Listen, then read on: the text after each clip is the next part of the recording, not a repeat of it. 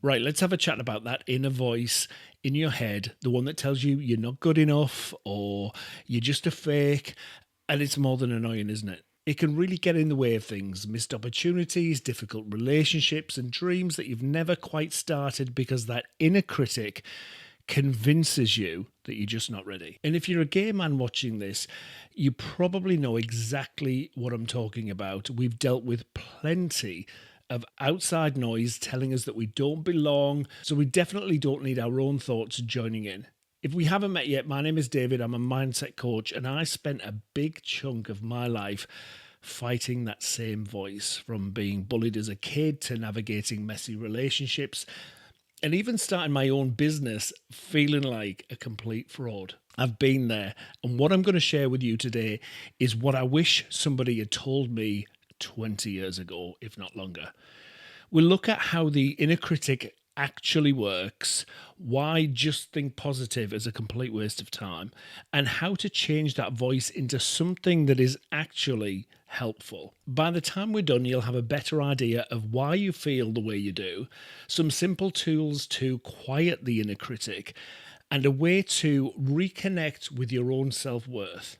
Because it's not something you have to earn, it's something that you already have. Now, your inner critic isn't the enemy. And I get it, this might sound strange, but it isn't trying to destroy you.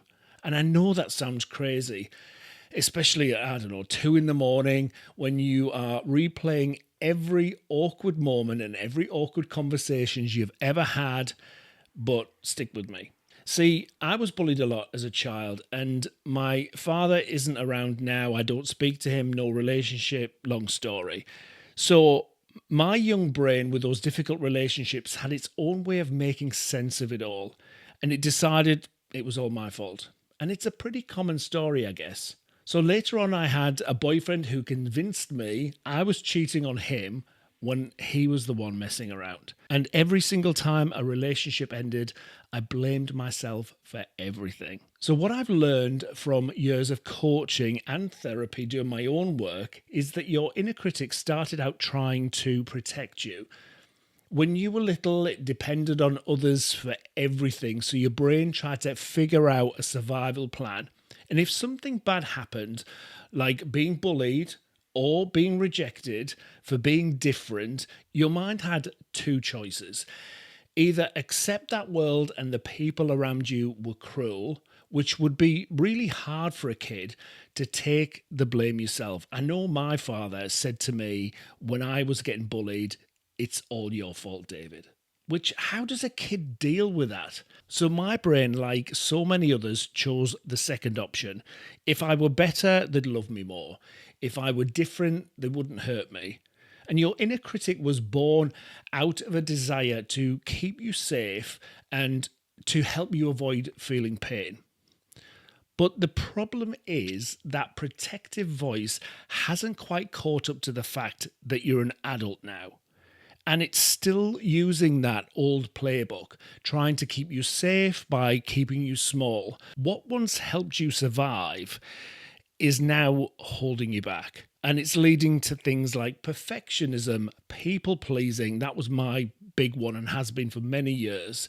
And the constant feeling that you're a fraud who's about to be found out. Typical imposter syndrome that we all suffer with from time to time. Now, for gay men, this gets even more complicated because many of us have spent years hiding parts of ourselves, pretending to be successful while feeling insecure inside, and we've had to deal with judgment from other people, whether that's in the workplace or even rejection from our own families. And that inner critic has had plenty of things to work with. Now, when that inner critic gets loud, it's usually not just about one thing. There are 3 different layers to what you're feeling, and people often only focus on the first one.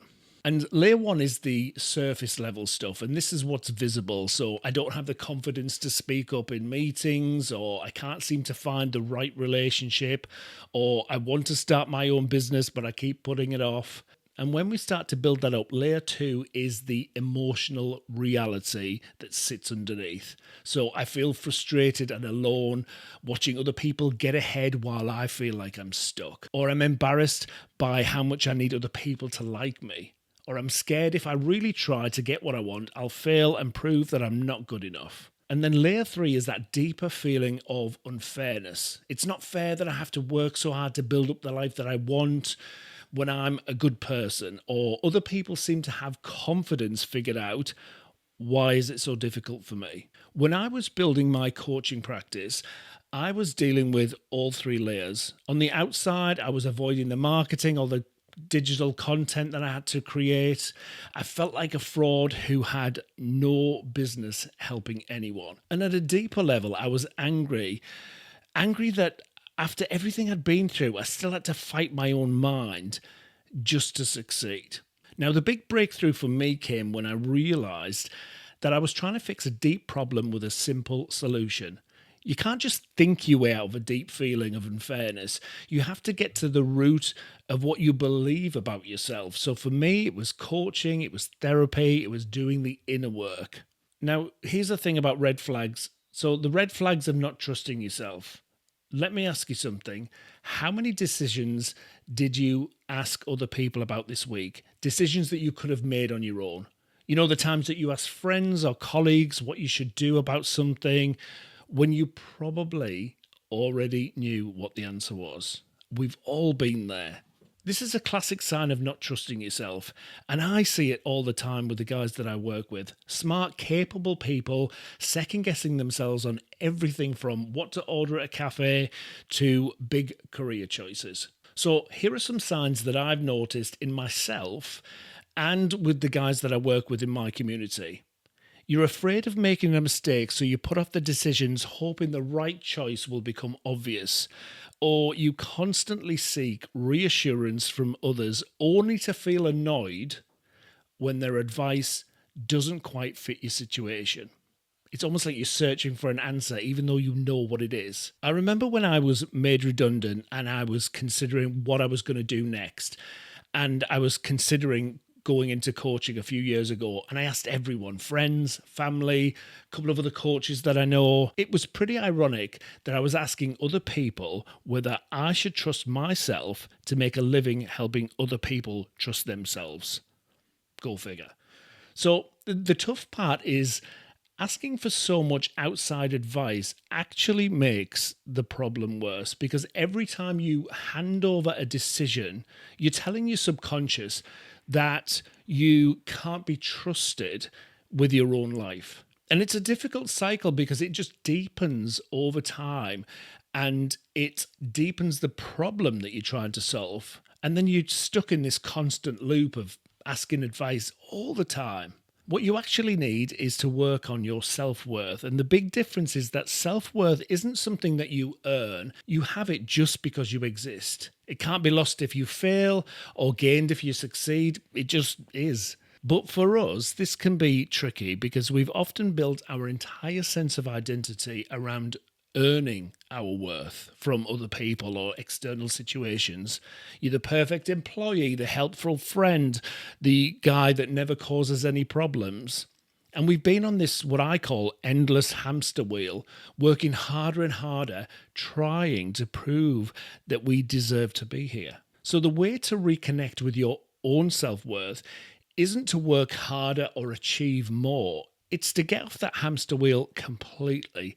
It means accepting that you are already worthy, and all that overworking or people pleasing, something I've struggled with for many years, isn't making you more valuable. It's just exhausting you, man. My therapist pointed out to me last year, and bearing in mind I've been coaching for nearly 6 years, she's like, David, you're a people pleaser. And that was a bit of a shock because I was thinking, well, no, I'm not. I stand up for myself. I don't do this. But here I am helping other men set boundaries. And here I was saying yes to everything. And part of me still felt like I had to earn my spot in the world because of that.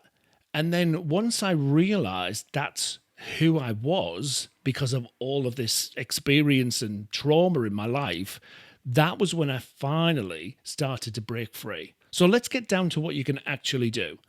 The idea that you have to feel confident before you can act confident is just not true. It's actually the other way around. You create confidence with your actions, no matter how small. Here's what I do every single morning, and it's what I teach men in my community. And it might feel a bit silly, but you might have read about these before, these power poses. And you just need to do it for about 30 seconds, and then something changes. Stand like Superman for 2 minutes. Chest out, hands on your hips, chin up. Your body can literally change your brain chemistry, giving you a boost and lowering stress. Confidence isn't just a mindset, it's a physical state that you can create. The next thing you can do is mirror work. So you can look yourself dead in the eye in the mirror, tell yourself you look fabulous to start with, and say something kind and true, not something generic, especially if you don't believe it. It has to be a genuine acknowledgement, like, look how you handled that conversation so well yesterday, or you're learning and growing, or you're doing your best with what you know right now. I love that one. The magic isn't in any one thing, it's in doing it every single day. You're literally rewiring your brain one morning at a time, and to expect confidence instead of self-doubt. Now, let's talk about some questions that stop self-doubt. So when that inner critic starts up and starts yapping in your ear,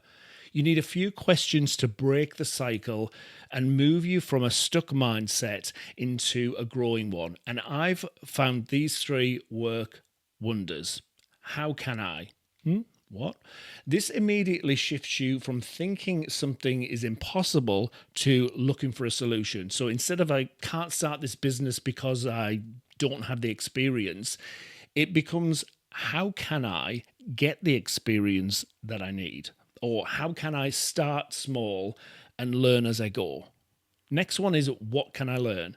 So this turns setbacks into useful information. The relationship that ended, what can I learn about communication? The business idea that didn't work out, what can I learn about the market that I'm trying to put myself into? And the last one is what if it works out?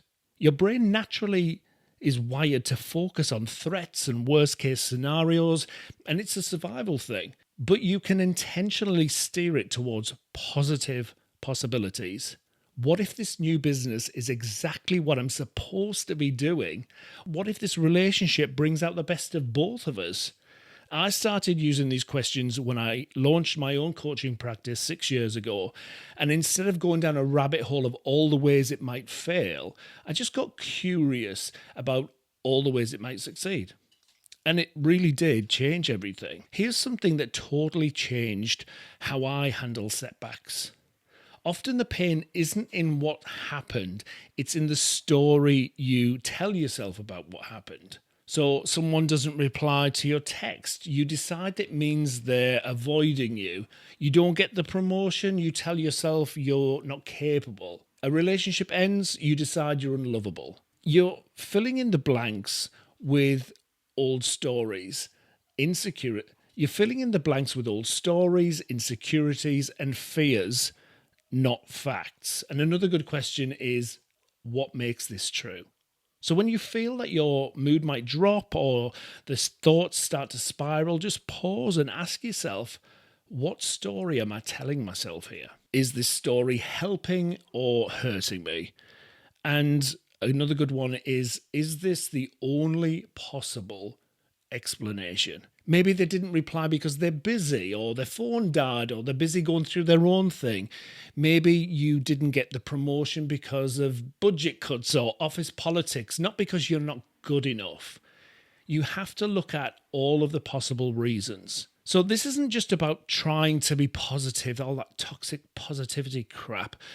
It's about staying connected to what you actually know instead of what your inner critic assumes. So let me get real for a sec. I'm not going to pretend this is easy or you'll get it right away. I still have days where the inner critic gets loud and starts chirping on, but the difference is now I see it for what it is, that confused protector from my past trying to keep me safe by keeping me small. But here's what I know now for sure. After working with so many men and changing my own relationship with that voice, you aren't broken. I know that's cliche these days, but you aren't. And you don't need fixing. You just need some understanding, some tools, and maybe most importantly, you need to know that you're not the only one going through this. The inner critic loves when you feel isolated. It tells you that everyone else has their life sorted out and you're the only one struggling, and that if people really knew you, they'd leave. But that's all bullshit. Every successful person you admire has dealt with their own version of this voice.